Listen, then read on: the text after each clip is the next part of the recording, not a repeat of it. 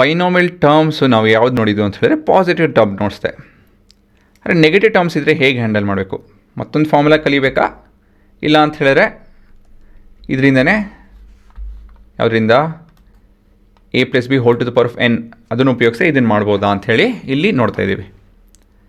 ಮೊದಲನೇದಾಗಿ a−b² ಅದನ್ನು ಹೇಗೆ ಬರೀಬೋದು, a+−b² ಅಂತ ಕೂಡ ಬರಿಬೋದು. ಸರಿನಾ? ಇವಾಗ x+y² ಫಾರ್ಮುಲಾ ಬರ್ಕೊಳ್ಳಿ. So summation of i is equal to 0 to n c into x into y. ಹಾಂ, ಸೊ ಈಗ ಹೇಗಪ್ಪ ಫಾರ್ಮುಲಾ ಬರೆಯೋದು ಅಂತ ಹೇಳಿದ್ರೆ ಫಸ್ಟ್ ಈ ಥರ ಬರ್ಕೊಳ್ಳಿ. ಸರಿನಾ? ಅದಾಯಿತು ಅಂದಮೇಲೆ ಇಲ್ಲಿ n ಬರ್ಕೊಳ್ಳಿ, ಇಲ್ಲೂ n ಬರುತ್ತೆ, ಆ್ಯಕ್ಚುಲಿ ಈ ಕಡೆ n ಬರುತ್ತೆ, ಮತ್ತು ಇಲ್ಲಿ n ಬರ್ಕೊಳ್ಳಿ, ಇಲ್ಲೇನಿಲ್ಲ. Next i is equal to 0, ಇಲ್ಲಿ 0 to n ಅಲ್ವಾ, ಇಲ್ಲಿ i ಬರ್ಕೊಳ್ಳಿ. ನೆಕ್ಸ್ಟು -i ಆಗುತ್ತಿದ್ದು, ಇದು raised to the power of i ಆಗುತ್ತೆ. ಸೊ ಈ ರೀತಿಯಲ್ಲಿ ನೀವು ಫಾರ್ಮುಲಾ ನೆನಪು ಕಟ್ಕೊಬೋದು. ಸರಿನಾ?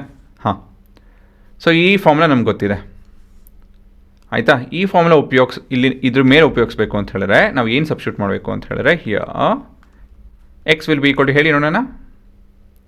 ಹೌದಲ್ವಾ, x will be equal to a ಮತ್ತು y will be equal to ಹೌದು -b. ಸರಿನಾ?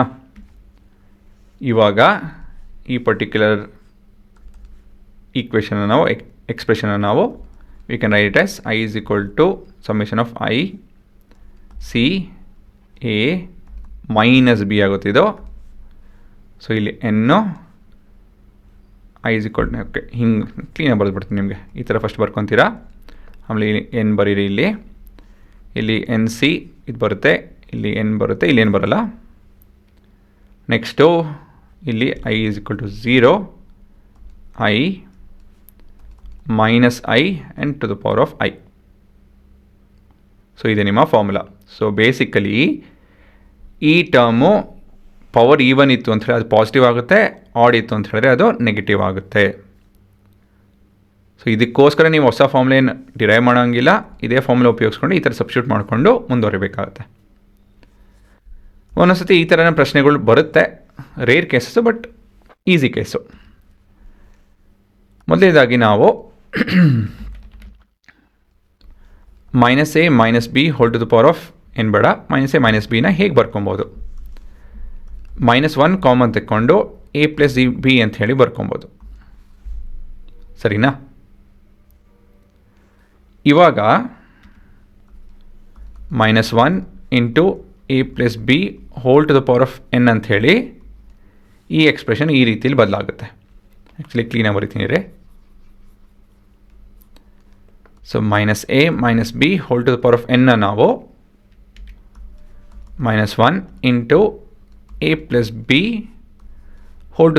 ಅಂತ ಹೇಳಿ ಬರ್ಕೊಬೋದು. ಸೊ ನಾವು ಇವಾಗ ಎಕ್ಸ್ಪೊನೆನ್ಷಿಯಲ್ ಲಾಸ್ ಉಪಯೋಗಿಸ್ತು ಅಂತ ಹೇಳಿದ್ರೆ ಇಲ್ಲಿ -1 to the power of n into a+b² ಆಗುತ್ತೆ. ಈ ಟರ್ಮು n ಈವನ್ ಇತ್ತು ಅಂತ ಹೇಳಿದ್ರೆ ಇದು ಪಾಸಿಟಿವ್ ಆಗುತ್ತೆ, ಆಡ್ ಇತ್ತು ಅಂದರೆ ನೆಗೆಟಿವ್ ಆಗುತ್ತೆ ಅಲ್ವಾ. ಸೊ ಅಷ್ಟೇನೇನಿಲ್ಲ. ಸರಿನಾ? ಸೊ ಇಲ್ಲಿ ನೀವು ಎಕ್ಸ್ ಮತ್ತು ವೈನ ಎ ಮತ್ತು -b ಅಂತ ತೊಗೊಂಡು ಎಕ್ಸ್ಪ್ಯಾಂಡ್ ಮಾಡೋಕ್ಕಾಗುತ್ತೆ. ಇಲ್ಲಿ ನೀವು ನಾರ್ಮಲಾಗಿ ಎಕ್ಸ್ಪ್ಯಾಂಡ್ ಮಾಡ್ಬೋದು. ಇದನ್ನು ಹೊರಗಡೆ ಇಟ್ಟಿರಿ. ಇದು ಆಡ್ ಪವರ್ ಆಗಿತ್ತು ಅಂತ ಹೇಳಿದ್ರೆ ಪೂರ ಎಲ್ಲ ಟರ್ಮು ನೆಗೆಟಿವ್ ಆಗುತ್ತೆ, ಈವನ್ ಪವರ್ ಆಯಿತು ಅಂತ ಹೇಳಿದ್ರೆ ಎಲ್ಲ ಟರ್ಮು ಪಾಸಿಟಿವ್ ಆಗುತ್ತೆ. ಸರಿನಾ? ಸೊ ಇದೇ ನಿಮ್ಮ ಸಿನಾರಿಯೋ.